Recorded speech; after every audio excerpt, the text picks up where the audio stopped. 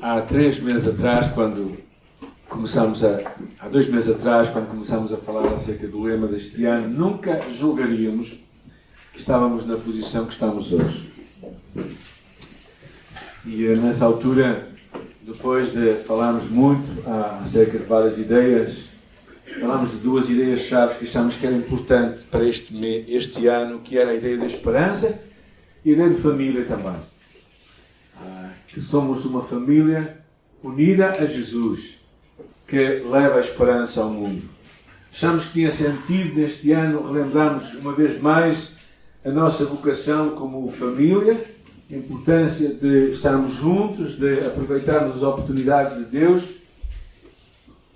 e realmente mostrarmos isso de uma forma intencional e ao mesmo tempo também entendermos que temos uma mensagem, por estarmos unidos a Jesus, uma mensagem de esperança para este mundo. E na verdade percebemos que esse é o momento para a Igreja continuar a ser o que sempre foi e o que sempre precisará de ser. Ainda que surja uma vacina que nos ajuda a ter alguma esperança mais, ainda que surja vários momentos que nos traz algum alento, também há outras nuvens que se levantam, como a crise financeira, possivelmente semelhante ou superior às últimas que temos passado. E que por isso é importante nós encararmos este tempo, assim como falamos dos hábitos, a importância de termos um processo para implementarmos e concretizarmos algumas das nossas boas intenções, de vivermos o que Deus tem para nós, de não somente termos grandes desejos e dizermos eu gostaria de ser assim e mais aquilo, se não tiveres um processo intencional, um processo simples para te levar a esse lugar, nunca vais chegar lá. Também eu acredito também, se nós simplesmente falarmos isto de uma forma muito romântica, vamos levar esperança, vamos chegar ao final do ano e não vamos levar esperança a ninguém, simplesmente balbuciamos palavras. Então é importante também pensarmos em formas intencionais de sermos de esperança uns para os outros.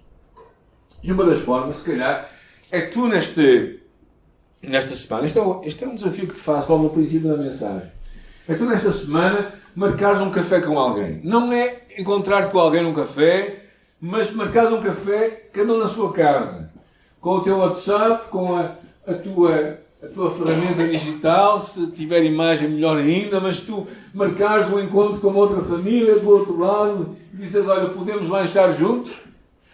Mas como se diz em bom português, cada um em sua casa, não é? Neste caso é mesmo cada um em sua casa, não é? Mas lanchares com alguém do outro lado do ecrã e poderes assim também, de alguma forma, finalizar aquele tempo com um tempo de oração. É das coisas mais abençoadoras no meu pequeno grupo que eu tenho online, que eu comecei nesta altura, nestes últimos meses da pandemia. É das coisas mais abençoadoras é quando nós oramos um pelo outro, ou no princípio ou no final, que nós não temos muito essa ordem muito estabelecida, para também não ser muito formal, não é? Mas tem sido muita bênção conhecer melhor as pessoas e marcando um lanche com alguém, não falo ao almoço, que isso pode ser um bocadinho, depende da rapidez com que cada um come, não é? Que a coisa pode correr um bocadinho mal, mas se calhar um lanche com alguém e poderes orar, é como a família, não é? Estava a pensar nisso. Uma das formas de nós levarmos esperança, porque nos importamos com outras pessoas. Pois vamos orar que o Senhor fale a nossa vida. Senhor, nesta manhã, nós oramos que a palavra que é tua possa vir ao nosso encontro. Pai, fala a nossa alma. Obrigada por não ser o nosso trabalho, a nossa vocação é simplesmente estarmos unidos a Ti. E quando estamos unidos a Jesus, na verdade, o trabalho acontece. Mas se estamos na nossa própria força, nada de valor eterno vai acontecer. Por isso, fala connosco nesta manhã, pela Tua palavra. Nós oramos em nome de Jesus. Amém. O texto que eu gostaria de trazer para nós nesta manhã encontra-se no livro de Romanos, capítulo 5. Bem, por isso, podem abrir a vossa Bíblia lá em casa ou onde for. Romanos capítulo 5, versículo 1. Eu estou aqui com alguns problemas, como habitual, aqui com o meu apontador. Não sei se aí o pessoal lá aí de cima me pode ajudar aí, avançando aí na imagem, está bem? O lema "Somos uma família unida a Jesus que leva a esperança ao mundo" vem deste contexto, desta ideia de nós percebermos a nossa compreensão de que somos realmente uma família, a família de Deus. E em Romanos capítulo 5 nos leva para a vida de um homem chamado Abraão. E era sobre ele que queria um pouco avançar. Versículo 1 até o versículo 5 por agora, e depois vamos um pouco para trás, para o capítulo 4. Já encontraram? Quem encontrou em casa diz graças a Deus. Quem está aqui também pode dizer graças a Deus. E quem não encontrou, olha, continua à procura. Não aceito que ninguém diga que não tem Bíblia, porque nós oferecemos a todos a Bíblia do nosso aniversário, pelo menos em vossa casa devem ter uma, não é? Portanto, justificados pela fé, temos paz com Deus por meio do nosso Senhor Jesus Cristo, por intermédio de quem obtivemos acesso pela fé a esta graça, na qual estamos firmes, e nos gloriamos na esperança da glória de Deus. E não somente isto, mas também nos gloriamos nas tribulações, sabendo que a tribulação produz perseverança, perseverança, aprovação, aprovação, a esperança, e a esperança não causa decepção, visto que o amor de Deus foi derramado em nosso coração pelo Espírito Santo que nos foi dado. A primeira grande imagem é nós vivermos o presente à luz de um futuro glorioso, mas com base num passado sofredor por causa de Jesus. Esta ideia, fomos justificados pela fé. A nossa união e fé em Jesus Cristo leva-nos a uma nova vida, a uma nova experiência. Pela fé, alcançamos paz com Deus, diz aqui a palavra. Alcançamos paz com Deus. O que significa quando Ele olha para ti e quando Ele te vê, Ele não tem outra coisa a não ser te amar. E é muito interessante porque quando lembramos a história de Zaqueu, percebemos que Zaqueu queria ver Jesus, mas foi Jesus que o viu a ele. E lhe diz: desce, convém-me estar em tua casa. Deus olha para nós com bons olhos. Quando nós depositamos a fé em Jesus Cristo, isto nos retira da ira de Deus para nos levar para sermos parte da família de Deus. Uma família unida a Jesus. É esta a visão que nos torna uma família, o facto de estarmos debaixo da graça de Jesus Cristo, não é? Lutero, numa dada altura, teve uma visão. E naquela visão, enquanto sofria uma enfermidade, Satanás vinha com ele com um rolo de papel, onde estava escrito todos os pecados da sua vida. E o diabo, olhando para ele com um sorriso triunfante, desenrolando aquele papel, lhe disse: estes são os teus pecados, não há esperança para ti entrar no céu. E Lutero leu aquela lista dos pecados com grande consternação e repentinamente disse ao diabo: há uma coisa que não está escrita aí, que tu esqueceste. Isso é o mais certo, que o sangue de Jesus Cristo, seu Filho, me limpa de todo pecado. É este sangue, é esta salvação que vem de Jesus, que nos leva a um relacionamento de paz com Deus. E diz que a justiça de Deus se revela pela fé em Cristo Jesus para todos e sobre todos os que creem. E por isso não há diferença. O apóstolo Paulo entendeu que esta era uma mensagem revolucionária, e em vários livros, em Gálatas, em Efésios, ele dá algumas ideias interessantes. Quando ele fala: não há judeu, não há grego, não há servo, não há livre, não há homem, não há mulher, porque todos vós sois um em Cristo Jesus. É uma ideia de uma harmonia que Deus trouxe para o mundo. E depois o versículo 2 diz assim: por meio de quem obtivemos acesso. Algumas versões dizem entrada. E esta é uma imagem tão interessante. Entrada a esta graça na qual estamos firmes. Os santos estão firmes na graça de Deus. A sua salvação é uma coisa segura. E eu acho tão interessante esta imagem de entrada, porque eu sei que há aqui pessoal a aprender grego, fico muito feliz por isso. E a palavra em grego é muito interessante, é prosagoge, que tem duas imagens muito interessantes. Esta ideia de entrada ou acesso tem duas imagens muito interessantes. Uma delas é a ideia de quando alguém entrava na presença de um rei, na presença real. A pessoa estava a fazer esta entrada, como se tu e eu entrássemos também na presença de Deus. E uma outra ideia muito interessante é que aquele lugar, aquela entrada, era um lugar onde os barcos atracavam, um porto, uma enseada, um lugar seguro. Para nos dizer o quê? Que não dependemos de nós próprios para esta salvação, mas Deus preparou uma entrada, um lugar onde tu seguramente podes estar e onde podes entrar na presença do Rei. Que grande promessa, que grande segurança.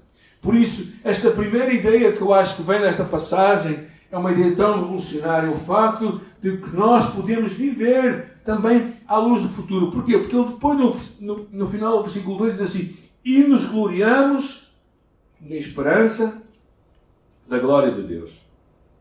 O que é que isto quer dizer? Quer dizer claramente que a nossa vida não se resume aqui. Há um futuro glorioso que nos espera. Há uma luz da qual nós temos que olhar. Nós, tu e eu, somos forasteiros e peregrinos nesta terra. E só os que têm a sua fé em Jesus Cristo é que podem esperar a glória de Deus no futuro. E o ponto-chave é este: é que quando tu te unes a Jesus pela fé nele, pela confiança completa nele, chegas a um lugar, entras num lugar de segurança, mas um lugar que não te vai deixar simplesmente seguro aqui neste lugar, mas um lugar que dá entrada à glória de Deus, onde nós todos esperamos. Amém? Amém. Vamos ouvir lá em casa. A segunda imagem que eu acho muito interessante é a ideia de nós vivermos o presente com ânimo. O presente. E aqui tem uma série de ideias curiosas, porque ele diz não somente isto, mas também nos gloriamos nas tribulações. Agora são um bocadinho as más notícias, mas não tão, porque elas nos levam a boas notícias. A palavra tribulação é uma ideia interessante, que é uma ideia de pressão. A palavra grega significa pressão, é tu ficares pressionado. Uma tribulação é o que causa pressão sobre nós. Todo o tipo de coisas que causam pressões. Claro que Paulo estava a falar aos romanos, que eram perseguidos por causa da sua fé em Cristo Jesus.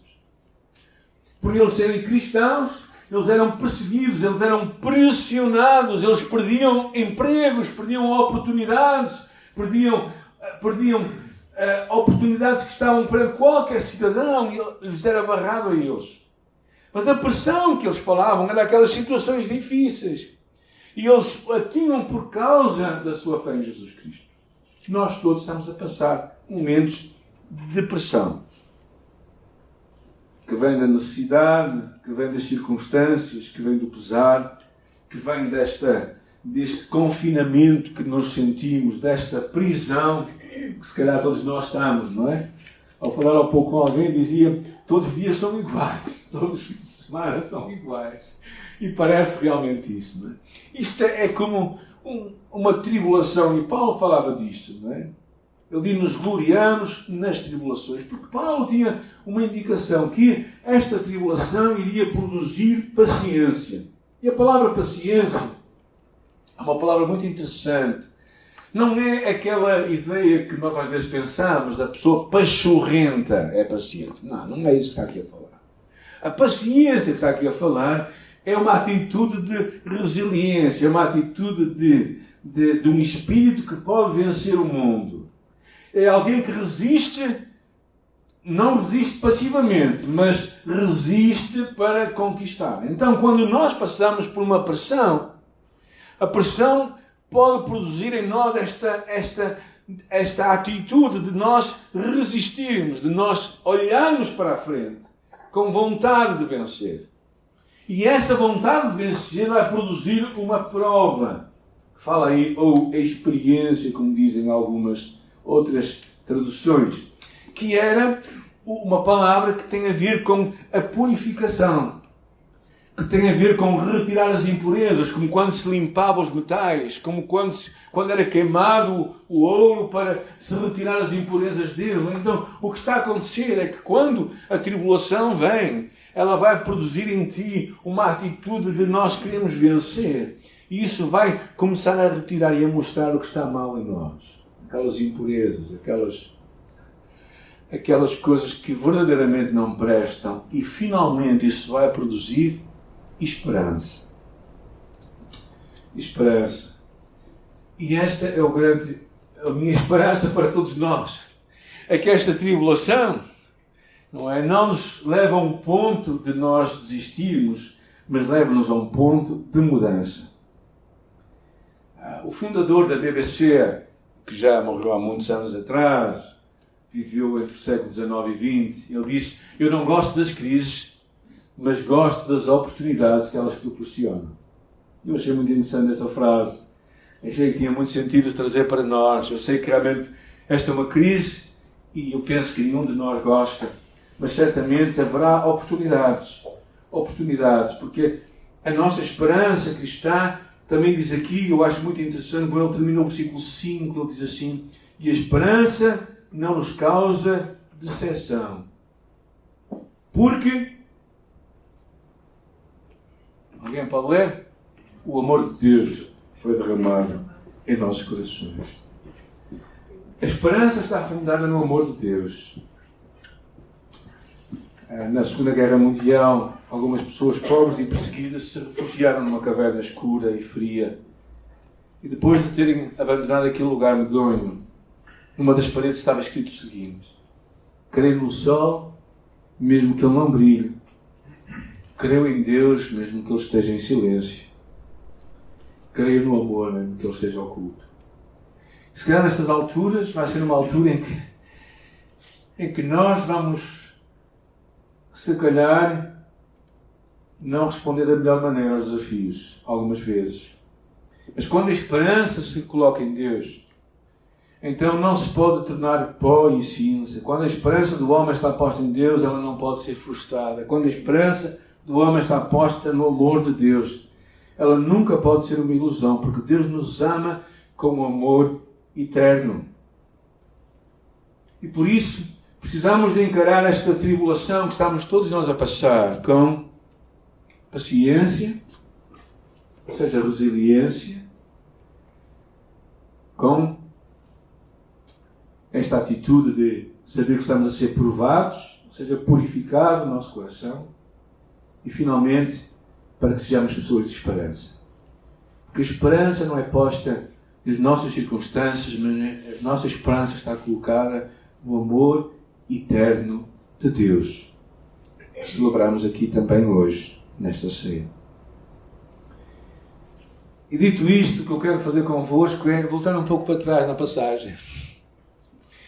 Porquê? Porque eu acho que o capítulo 4 está ligado com o capítulo 5, traz-nos uma outra verdade muito interessante, que é a tua chamada para tu e eu, faça todo este contexto, confiarmos no Deus do impossível. E reparem bem no versículo 18. E Abraão, ao contrário do que se podia esperar, creu com esperança, para que se tornasse pai de muitas nações, conforme havia dito, assim será a tua descendência. E sem enfraquecer na fé, considerou que o seu corpo já não tinha vitalidade, pois contava com 100 anos, e o ventre de Sara já não tinha vida. Contudo, diante das promessas de Deus, não vacilou em incredulidade, pelo contrário, foi fortalecido na fé, dando glória a Deus. Claramente, uma das chaves que está envolvida nesta passagem é esta ideia da esperança do pai da fé. A essência da fé de Abraão o levou a crer que Deus podia fazer o impossível. Deus era capaz de realizar o impossível. Havia uma esperança contra Abraão, uma esperança natural. Ele tinha 100 anos de idade e a sua esposa tinha, diz aqui, o ventre morto. Ela não podia ter filhos. Mas ele creu. Ele creu que ele seria o pai de muitas nações conforme a promessa de Deus. Ele creu e tornou-se o pai dos crentes. Ainda que por um tempo, diz a palavra aí que ele diz aqui, não enfraqueceu na fé. Um pouco antes ele fala acerca disto. Porquê? Porque ele pensou que talvez fosse outra solução. Ele pensou que talvez o filho do seu servo seria o seu herdeiro. Mas Deus lhe disse não. Não, o teu herdeiro será o teu filho. E ele não enfraqueceu na fé, nem atentou para o seu próprio corpo. O seu corpo estava tão amortecido que era impossível gerar um filho. Embora que a vida que ele tinha até continuou depois de Sara, com a sua outra mulher. Mas o que acontece é que naquele momento Deus tinha que fazer um milagre. E Deus o fez. E parece que quando Deus planeia conceder alguma bênção especial para o seu povo, como algum filho da promessa, geralmente põe uma sentença de morte sobre a sua própria bênção e sobre todos os caminhos que levam nela. É como que Deus fechar todas as oportunidades. É como se Deus nos desse o chamado espinho na carne, o apóstolo Paulo, por quem ele orou por libertação há muito tempo. E Jesus lhe disse: a minha graça te basta, porque o poder de Deus se aperfeiçoa na fraqueza. E parece que este é um desses momentos. Um momento em que, verdadeiramente, às vezes podemos optar por um caminho mais humano, em que nós arranjamos esquemas, em que nós arranjamos o filho do nosso servo, ou então arranjamos uma escrava para ter um filho. Mas esse não é o filho da promessa. Deus tem o primeiro plano para todos nós. A vontade de Deus é perfeita. E muitas vezes nós queremos furar isto, nós queremos encontrar esquema, nós queremos fazer na nossa própria força, encontrar o nosso caminho. E às vezes Deus parece que fecha as portas e diz assim: não, o meu caminho é que é o teu caminho. E talvez às vezes chegamos a um ponto assim, em que parece que tudo está fechado. Talvez alguns de nós passamos por rupturas familiares em que achamos que não há esperança a não ser a separação, o divórcio. Talvez alguns de nós somos apanhados em vícios que não acreditamos que é possível nos libertarmos. E por isso vamos continuar a ser escravos deles para sempre. Talvez alguns de nós deixamos de ter esperança por a pessoa por quem nós oramos há tantos anos e achamos que ela nunca se vai converter. Talvez alguns de nós temos coisas que estamos a buscar de Deus e que parece que tudo fica cada vez pior. Mas é nessas alturas que é importante persistir. É importante não desistir. Reparem no versículo 17. O Deus que dá vida aos mortos e chama à existência as coisas que não existem, como se existissem.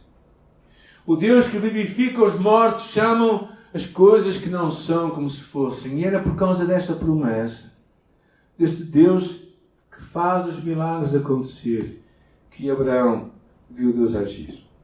Com Deus não há impossíveis. Na verdade, a palavra do anjo àquela mulher, Sara, foi: haverá alguma coisa impossível para Deus? E talvez, se continuares a crer que tudo depende dos teus esforços, dos meus esforços, então certamente não temos outra solução a não sermos pessoas pessimistas. Mas quando compreendemos que não é o nosso esforço, mas é a graça e o poder de Deus que importa, então nos vamos transformar pessoas com esperança. Porque somos levados a crer que não há impossibilidades para Deus. Uma mulher chamada Anne Hunter Small era uma missionária escocesa e professora também. Já viveu há quase 200 anos atrás. Foi missionária na Índia. O seu pai havia sido missionário também. E o seu pai dizia: ó quão maus e tolos são os que não fazem nada a não ser grasnar. Ou seja, fazer barulho. E há muita gente que só faz isso. Só anda a grasnar, a lamentar-se da vida. Mas ela tinha um lema favorito dela. Era esta: uma igreja que vive atreve-se a fazer algo. Isto tocou no meu coração. Este atrevimento que só se faz possível para um homem e para uma igreja que toma Deus pela sua palavra. Este atrevimento que ousa acreditar em Deus, que é um Deus que derrama em nosso coração o seu amor e que nos pode fazer ver muito mais além. Este atrevimento que leva a vermos um Deus que tantas vezes parece que vai fechando todas as portas para que Ele seja a única solução. Eu acho que é isso que Deus faz em muitas alturas em nossa vida. Parece que Ele vai fechando as portas para perceber que nós precisamos de buscar. O mundo diz que enquanto há fé há esperança. Na verdade, isto é baseado num provérbio. Provérbio 4, Eclesiastes 9:4 diz assim: para aquele que está entre os vivos há esperança. O povo não sabe, mas está na Bíblia. Tu estás vivo, então ainda há esperança. A nossa esperança baseia-se num Cristo vivo, no qual estamos unidos pela fé em Jesus Cristo e com o qual temos paz com Deus. A tribulação, a pressão que tu e eu estamos a viver neste momento deverá produzir em nós resiliência, uma atitude de perseverança, um caráter provado, para que esperança emane do nosso coração. Porquê? Por causa da segurança do amor de Deus. Olha para o futuro com esperança. O Deus que vivifica os mortos e chama as coisas que não são como se já fosse. É o Deus também que nos diz, versículo que vamos todos nós decorar: antes reverenciai a Cristo como Senhor no coração e estáis sempre preparados para responder a todo o que vos pedir a razão da esperança que é em vós. Mas a primeira parte que eu acho importante diz: reverenciai a Cristo como Senhor em vosso coração. Quando Cristo for o Senhor em nosso coração, quando Cristo for tudo em nós, a esperança não tem outra solução a não ser brotar da nossa alma. Quando nós estivermos unidos a Jesus, nós não podemos fazer outra coisa a não ser acreditar nele e confiar no seu amor. E mesmo neste tempo difícil que tu e eu poderemos estar a passar, nós podemos escolher confiar em Jesus. Podemos escolher olhar para Ele com esperança e estarmos seguros, não é? que também a nossa chamada é sermos para as outras pessoas esperança. Por isso eu quero te encorajar nesta semana a orares para que o Senhor te possa usar a ti na vida de alguém. Talvez por aquela vida chamada, o que seja. Talvez não importa como seja, mas que Deus te possa usar a ti na vida de alguém. Mas para que isso aconteça, tu primeiro, tu tens que ser curado da tua dúvida, tens que ser curado da tua lentidão em te entregares a Jesus como Senhor da tua vida. Tens que atrever-te a acreditar, a atrever-te a fazer alguma coisa. Como dizia aquela mulher, atrever-te a perceberes que não importa ter boas intenções, importa agir, importa fazer algo. Fica bem? Vamos orar, vamos depois terminar com uma última música. O grupo Louvor então pode vir à frente e vamos orar, Senhor, nesta manhã. E eu oro por cada um de nós, oro por aquelas pessoas que estão a passar tempos muito difíceis nesta hora, pressão enorme. Eu oro por livramento, Jesus, oro por a tua graça, para eles te buscarem a ti nesta altura, para eles entenderem que esta é a hora, este é o momento para te buscar. Esta é a altura para se aproximar mais de ti do que nunca, Senhor. Eu oro, Pai, para que tu fales às suas vidas, Senhor. Eu oro para que nesta hora eles te busquem com todo o seu coração. E para que nós que estamos à sua volta, seja no nosso trabalho, seja na nossa vizinhança onde nós vivemos, seja na nossa família com quem nós estamos, seja na nossa igreja com quem nos cruzamos, Senhor, que nós possamos ser motivo de esperança nas suas vidas. Que nós possamos entender também que se calhar nós somos a resposta de Deus para as suas vidas. E por isso, Senhor, eu oro que levantes, Pai, cada um de nós hoje como uma palavra de esperança, com uma atitude de esperança, com uma ação de esperança para alguém. E Jesus, que ao passarmos por este tempo, nós possamos ver a Tua mão a agir em nós e saibamos que em nenhuma altura estejamos como nós estivemos, basta só clamar e dizer que precisamos de Ti e Tu estás perto de nós. E por isso oramos nesta hora, em nome de Jesus.